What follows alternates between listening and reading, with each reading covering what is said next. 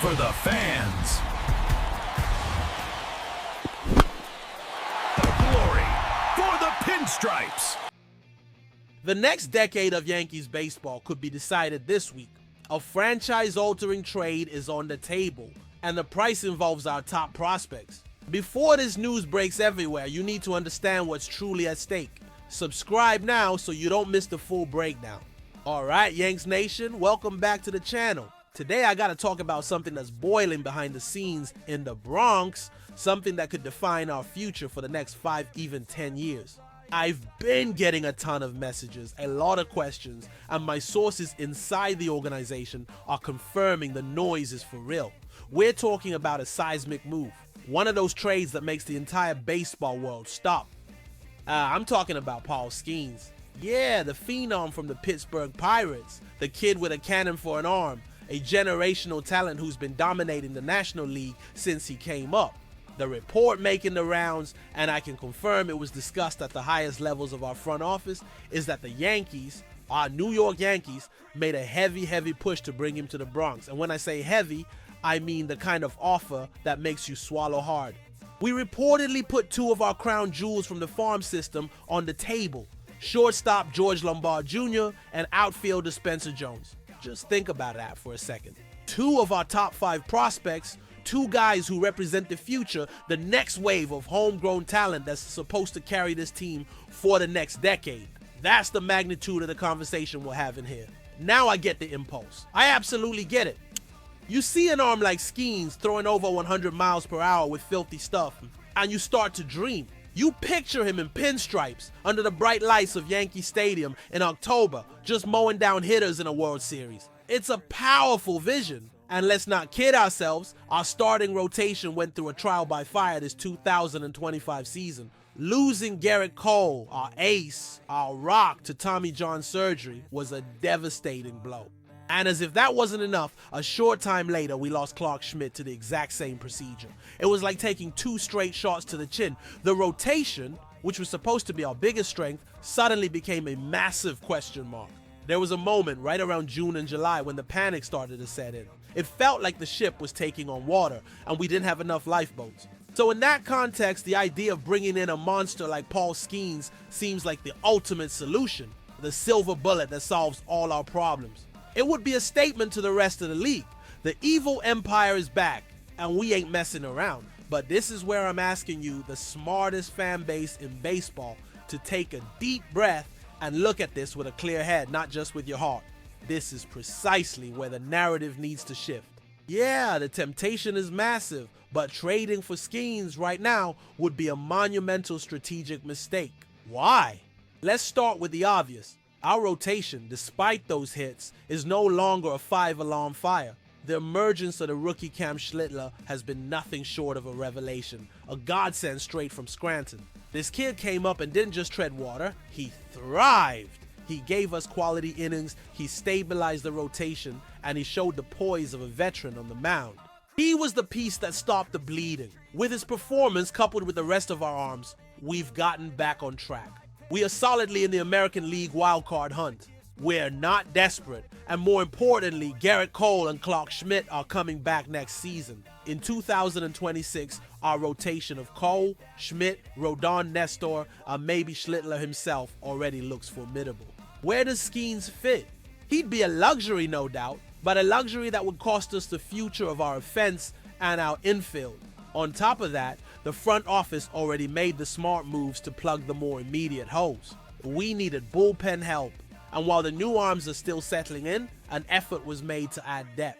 More crucially, we finally addressed the black hole at third base by acquiring Ryan McMahon, an elite Gold Glove caliber defender who brought stability to the left side of our infield.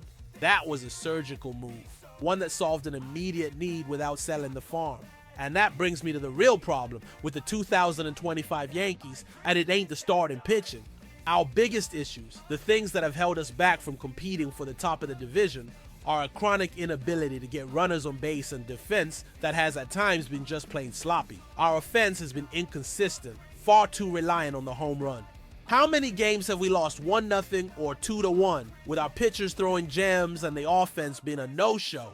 How many times have we seen rallies die because we couldn't get a productive out? And the defense, mental errors, miscommunications. You don't fix that by trading prospects for another pitcher. In fact, you make the long-term problem worse. Giving up our best position prospects for a pitcher, no matter how spectacular, is like fixing a leak in the roof while the foundation of the house is cracking. It makes no damn sense. Now, I really want you to understand what we be giving up. Let's talk about Spencer Jones and George Lombard Jr., not as names on a prospect list, but as a tangible future of the Bronx Bombers. Spencer Jones isn't just a prospect, he's a physical specimen. A 6'6" giant with the kind of raw light tower power that makes scouts drool. He can send a baseball into orbit, but he's not just some all-or-nothing slugger. He's an athlete. He runs the bases well for his size. He's got a strong arm in the outfield. The comparisons to Aaron Judge aren't just lazy. They exist because there are real similarities in the profile. This is the kind of player you develop to be the centerpiece of your lineup for a decade. He's our next great homegrown outfielder, following the line of Bernie of Judge. To trade a talent like that, who's on the cusp of the big leagues, for a pitcher when we already have a potentially elite rotation coming back next year, is dangerously short-sighted. Now let's turn to George Lombard Jr. He's the potential answer to the infield stability we've been searching for years. The son of an MLB coach, his baseball IQ is off the charts. He's got the hands, the footwork, and the smarts to be an above-average shortstop in the bigs. His bat is developing every single season, and the ceiling is a complete player who contributes on both sides of the ball. With the uncertainty around Gleyber Torres' future and the constant shuffling of our infield, Lombard Jr. represents the hope of a cornerstone, a steady, reliable player at the most important position on the diamond. He and Anthony Volpe could form one of the best middle infield duos in the league for years and years to come. Giving up both of these guys, Jones and Lombard Jr., isn't just giving up prospects. It's giving up years of cheap, controllable talent. It's giving up the chance to build a sustainable core, a team that doesn't have to spend $300 million in free agency every winter just to compete. The Pirates know this. They're not stupid. They're asking for the moon and the stars because they know the value of what we have. For a team like the Yanks, who consistently draft at the back end of the first round, hitting on prospects like this is incredibly difficult and valuable. They're our lifeblood. Trading them away for a luxury, not a desperate need, would be a betrayal of the dynasty building process. And let's be real about Paul Skeens. The dude's a stud, an absolutely electric talent. I'd love to see him in pinstripes one day. He's got the mentality, the swagger, and obviously the stuff to be a true ace in New York.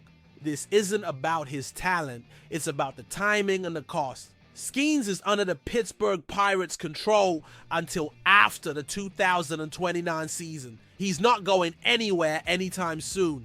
The Pirates are an organization notoriously known for trading their talent when the price is at its absolute peak, much to the disgust of their fans. It's just as likely they'll shop him now next year or in 2027. There is no desperate urgency to get this deal done today.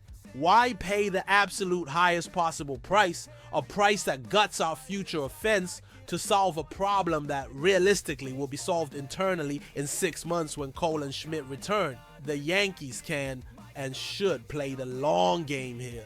Let our prospects develop. Let's see what Jones and Lombard Jr. become. If in 2 years Skeens is still out there and our need is greater, we can revisit this conversation. Maybe the price is different. Maybe we have other prospects to deal. To go all in now smacks of a panic move. And the 2025 Yankees are not panicking. We are competing. The ultimate goal is the World Series, and the most sustainable way to get there and stay there isn't by being constant, reckless buyers at the trade deadline. It's by building a rock-solid foundation of homegrown talent, then adding the right pieces through smart trades and free agency. The Ryan McMahon trade was an example of that. The potential Paul Skeens trade would be the opposite. The bottom line is this: trading the long-term future for a short-term luxury is just bad asset management. It's a recipe for a boom and bust cycle, not for consistent dominance. We, the pinstripers, should demand better than that. But that's just my take based on the intel I have and my vision for the future of this franchise. Now I want to hear from you. The Bleacher Creatures from Yanks Nation. Would you pull the trigger? Would you give up Spencer Jones and George Lombard Jr. for Paul Skeens right now? Or do you agree that patience is the key to winning that 28th ring? Drop your comments below. Argue, debate. I want to hear it all. And if you want the latest news, the inside rumors, and the deep dive analysis on our Yankees with no fluff, make sure you subscribe to the channel and hit that notification bell. I bring the info straight to you as soon as I get it. Thanks for watching.